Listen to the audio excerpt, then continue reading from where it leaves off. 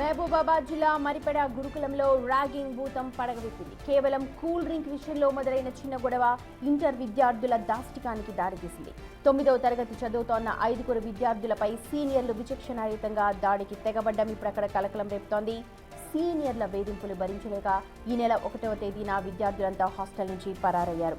దీంతో ఆగ్రహించిన తల్లిదండ్రులు గురుకులం ముందు ధర్నాకు దిగారు. అసలు హాస్టల్ వార్డెన్ ఏం చేస్తున్నారు, తమ పిల్లల భద్రతకు బాధ్యత ఎవరు అంటూ నిలదీస్తున్నారు. ఈ అరాచకంపై పోలీసులకు ఫిర్యాదు చేసేందుకు బాధితులు సిద్ధమయ్యారు. బయటికి వెళ్ళాం తాగడానికి వెళ్తే ఆన్నోళ్ళు తాగొస్తాను అటు సైడ్ నుండి వస్తాను ఏమో తెలియదు. ఇక తాగొస్తానంటే మా సైడ్ వచ్చిండు. వస్తే మమ్మల్ని చూసింది. ఇక చూస్తే మేము భయపడి అటు సైడ్ ఎటు ఉరికినాం. ఉరికిన తర్వాతకి ఒక్కొక్కరిని దొరికించుకుంటా నైట్ 12 అయింది. ఆ టైం దాకా కొడుతూనే ఉన్నాడు. కొట్టి ఒక్కొక్కరిని కొట్టుకుంటా వీళ్ళు ఒక్కరు దొరకలేదు. మేము 4గురం దొరికినాం. కొట్టిన తర్వాత వాడు వస్తే పొద్దుగాలు వస్తే మళ్ళీ అంజంపేస్తాం అనుకుంటా మా అందరికి మళ్ళీ కొడతాను అనుకుంటా తిరిగి పోయి ఎటు పోయి పండుకున్నాం. పొద్దున కల్లా మేము భయపడి మీ ఇద్దరు వచ్చినాం. వీళ్ళు ఇక్కడనే ఉన్నాం. మా ప్రతినిధి యశ్వంత్ ఉన్నారు అప్డేట్స్ అందించడానికి. యశ్వంత్, స్కూల్ వార్డెన్ ఏమన్నా స్పందించారా? గురుకులం వార్డెన్ ఏమైనా స్పందించారా ఈ ఘటన పైన?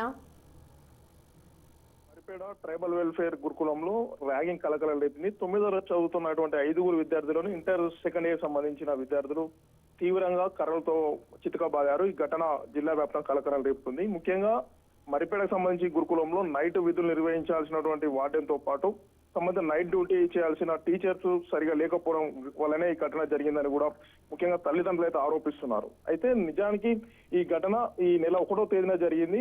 మిడ్ నైట్ సమయంలో 9వ తరగతి విద్యార్థులు బయటకు వచ్చినప్పుడు ఇది గమనించిన సీనియర్ విద్యార్థులు వాళ్ళని అడ్డగించి చితికబారు. ఉదయం నైట్ 9 గంటల నుంచి మిడ్ నైట్ 12 గంటల వరకు ఇలా కొట్టడం జరిగింది.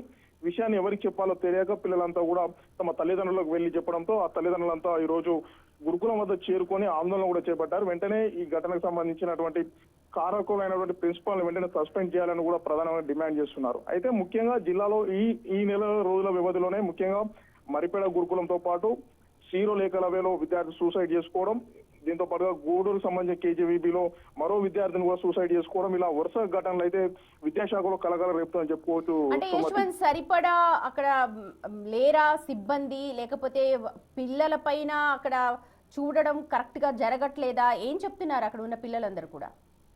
ముఖ్యంగా పిల్లల్ని కంటికి రెప్పలా కాపాడాల్సినటువంటి వార్డెన్, దీంతో పాటు ప్రిన్సిపల్ నైట్ డ్యూటీ చేయడం పాటు డే డ్యూటీ.